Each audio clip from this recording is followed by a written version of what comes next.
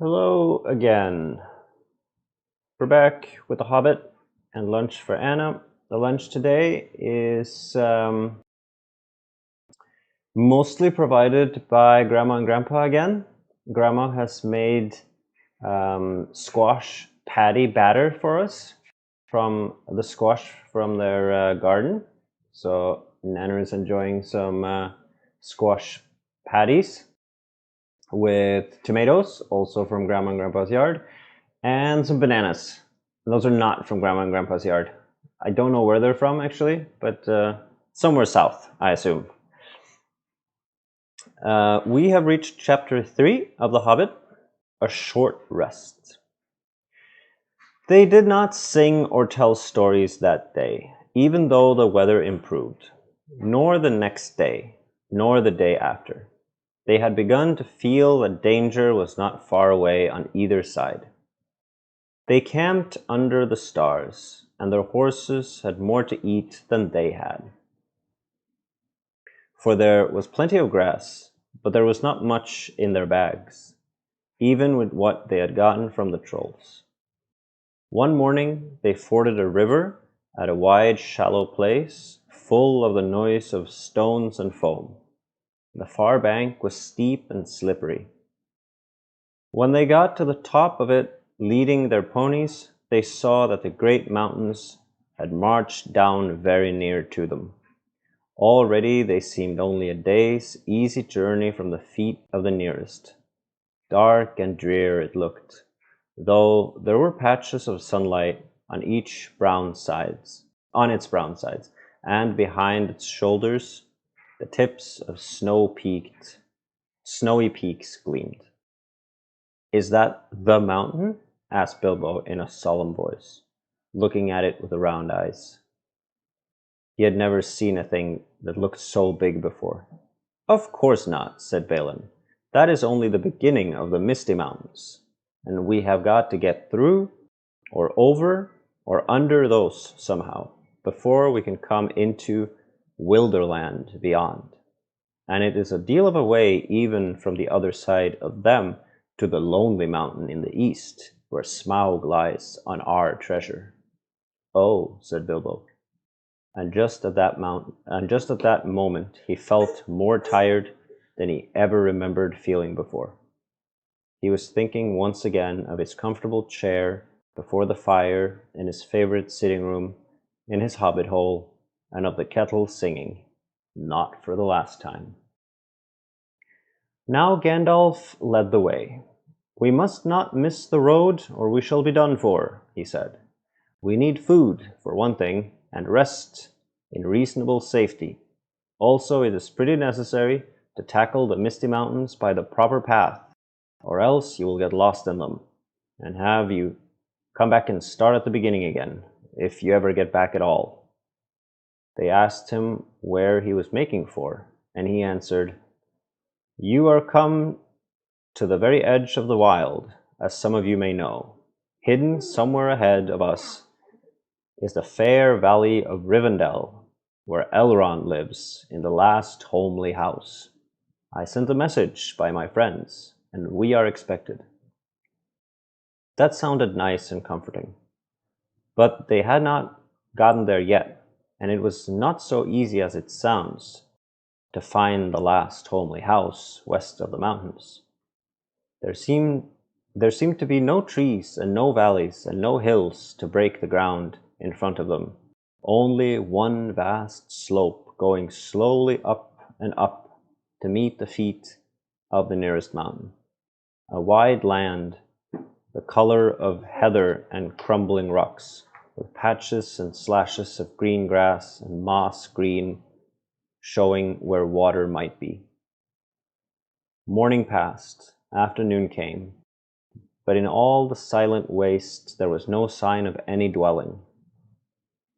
They were growing anxious, for they saw now that the house might be hidden almost anywhere between them and the mountains. They came on unexpected valleys, narrow with steep sides, that opened suddenly at their feet, and they looked down, surprised to see trees below them and running water at the bottom. There were gullies that they could almost leap over, but very deep with waterfalls in them. Ja? Vill du ha lite mer tomat? Some more tomato? Yeah, you're out of tomato. Tomato is the favorite. I think we have to cut Anna some tomato. Hang on, Anna.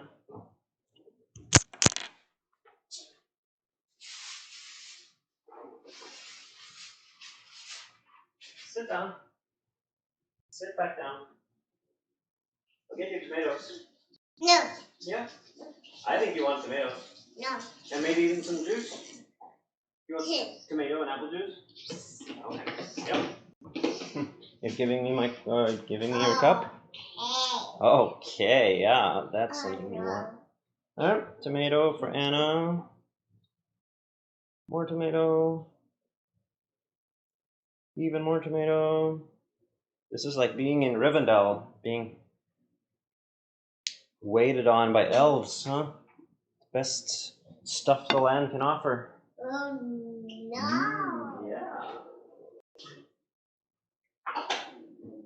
No.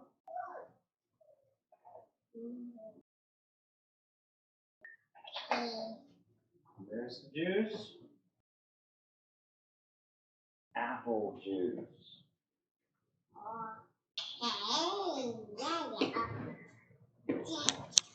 Varsågod. Okay, then we're back to yeah, with water running at the bottom. There were gullies that they could almost leap over, but very deep with waterfalls in them. There were dark ravines that one could neither jump nor climb into. There were bogs, some of them green, pleasant places to look at, with flowers growing bright and tall, but a pony that walked there with a pack on its back would never have come out again. It was indeed a much wider land from the ford to the mountain than ever you would have guessed. Bilbo was astonished. The only path was marked with white stones, some of which were small and others were half covered with moss or heather.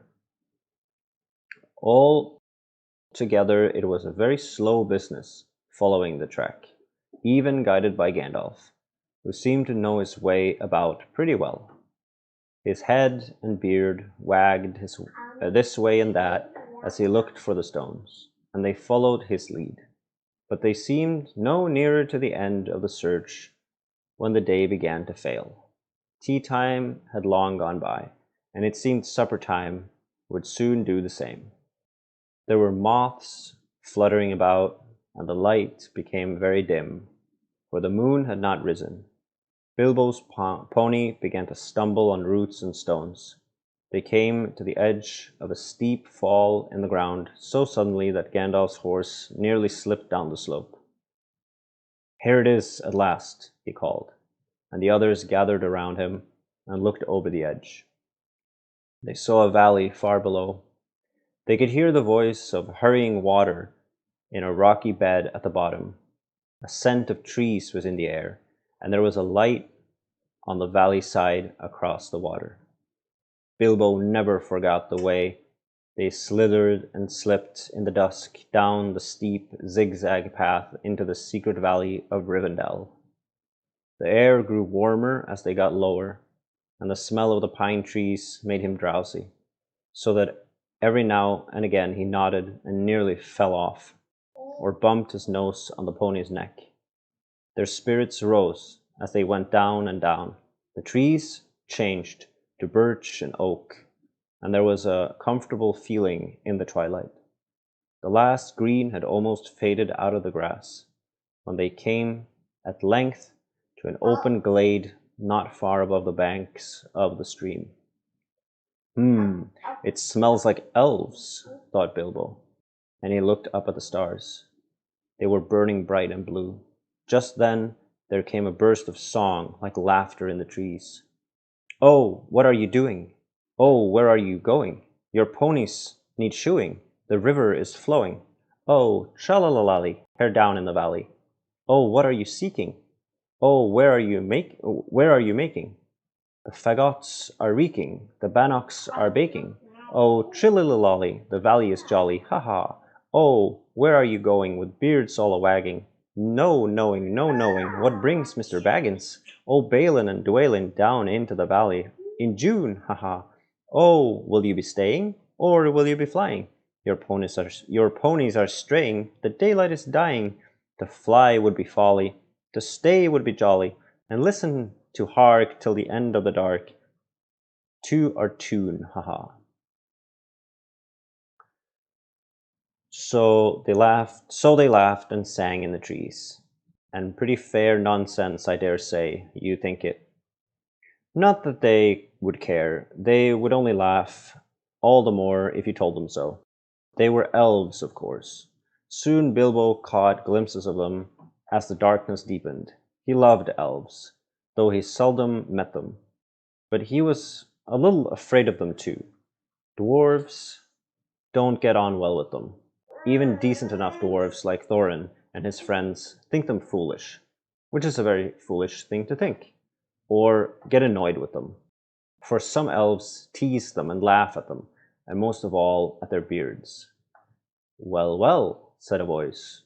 Just look, Bilbo the Hobbit on a pony, my dear. Isn't it delicious? Then off they went into another song as ridiculous as the one I have written down in full. At last, a tall young fellow, came out from the trees and bowed to Gandalf and to Thorin. Welcome to the valley, he said. Thank you, said Thorin, a bit gruffly, but Gandalf was already off his horse and among the elves, talking merrily with them. You are a little out of your way, said the elf. That is, if you are making for the only path across the water and to the house beyond. We will set you right. But you had best get on foot until you are over the bridge. Are you going to stay a bit and sing with us, or will you go straight on? Supper is preparing over there, he said. I can smell the wood fires from the cooking. Tired as he was, Bilbo would have liked to stay a while. Elvish singing is not a thing to miss. In June under the stars, not if you care for such things. Also, he would have liked to have a few private words with these people that seemed to know his name and all about him. Are you feeling about done with lunch, Nanner? We're only about at the 15-minute mark, not even 13, but maybe we can stop here before they meet Elrond. Yeah, maybe that's a good place to stop. I'll just get to the paragraph.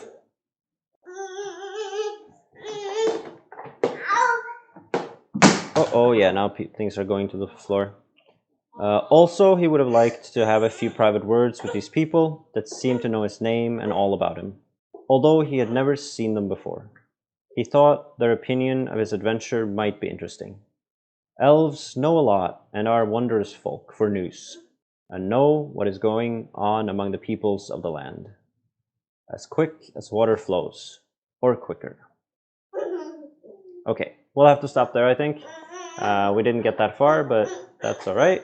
This is actually a pretty short chapter, so we'll probably get through it next time, which will be, if everything goes to plan, well, now I have to, yeah, it should be Wednesday.